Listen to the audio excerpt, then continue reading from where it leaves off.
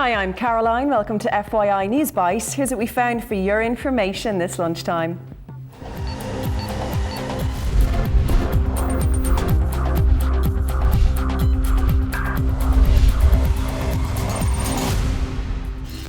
A farce. New amateur video shows ballots being burned and chaos in polling stations in Syria.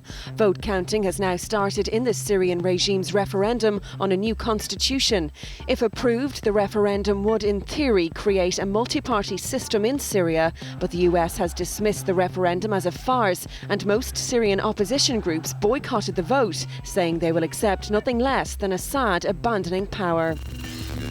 Violent revenge. 9 people have been killed after a suicide car bomber detonated outside Jalalabad airport in eastern Afghanistan early this morning. The attack was apparently revenge for US troops burning Qurans. The explosion comes after 6 days of deadly protests over the disposal of Qurans and other Islamic texts at a US military base. Derailed. 3 people are dead and dozens have been injured after a passenger train crashed west of Toronto.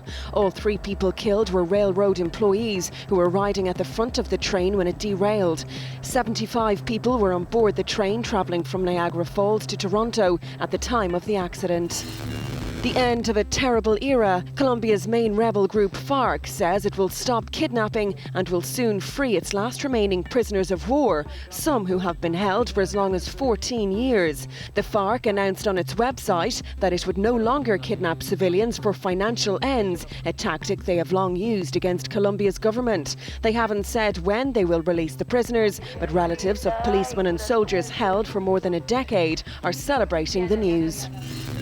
Canadian officials will visit Ireland this week to recruit thousands of workers to fill vacancies in the construction industry there. It's thought there'll be approximately 335,000 job opportunities in British Columbia and Alberta between now and 2014. The biggest demand is for carpenters, electricians, welders, plumbers and heavy equipment operators.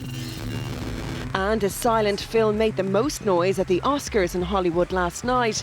The artist won a rake of awards, including Best Picture, Best Director and Best Actor. And there was an Irish success story in Hollywood when Belfast father and daughter team Terry and Orla George won the Oscar for Best Live Action Short Film for The Shore.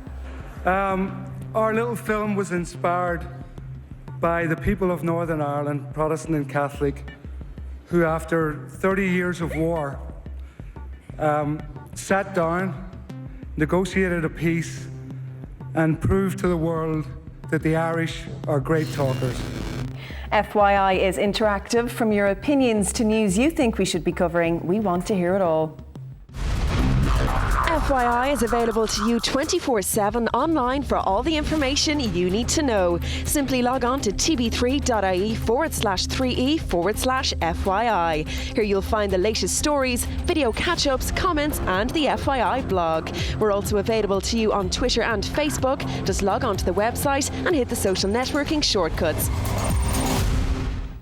Time now for a look at the funniest clips on the web. Here's our top 5.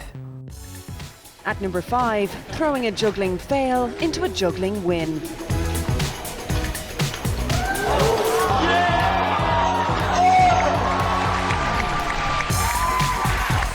At number 4, looks like someone's flipping happy it's Friday.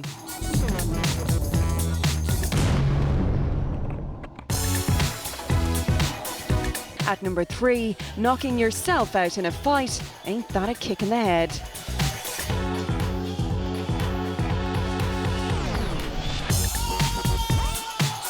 At number 2, sharing is caring, no matter who you're with.